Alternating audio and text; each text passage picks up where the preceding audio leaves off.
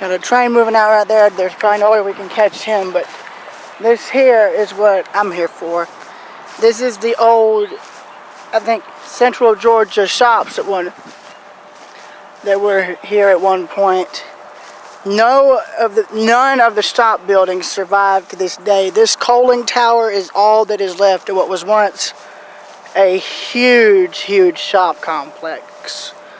So basically, the coal would have been funneled down on either side there and right down the middle, and this would have coaled and watered the steam locomotives that were here.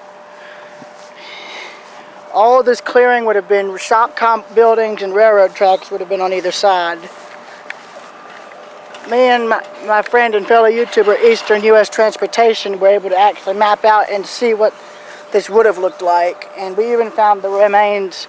And out here in one of these rail yards, there's actually the foundation of one of the roundhouses that was here at one point. And I figured I'd show this because there's no telling how long this sucker will still be standing for, and it'll probably be... It'd be neat to see, but I don't think there's a way you could go on it, and I don't intend on going on it.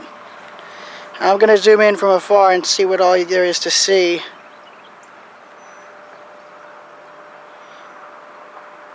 You can see the coal chute right here in the center. That would have been what fed the coal. So there would probably have been bucket conveyors in either of the two silos there, as well as in the center, and that would have funneled coal up into the center chute. And what you could have done is you could have rotated that, I think. And what you could have done, yeah, it would have rotated, and that would have actually been able to direct the coal. And you could actually coal and water. You could probably dump, and there'd be enough here for you to actually resupply a steam locomotive, a large steam locomotive with coal. And if I'm right, there probably would have been the same principle on either side here. I don't know though. There's not a lot of this visible for you to see. But beyond that fence is where the yard used to be.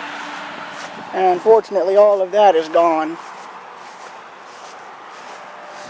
There's not even any railroad tracks left, I don't think, except for where the shop's maintenance pits were. Those are still visible from maps to this day.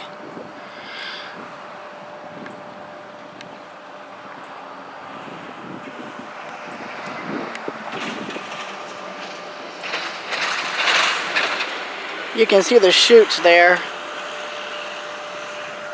You can see the stairs going up. So there would have been some kind of conveyor belt going up here, but I don't know exactly where it would have been.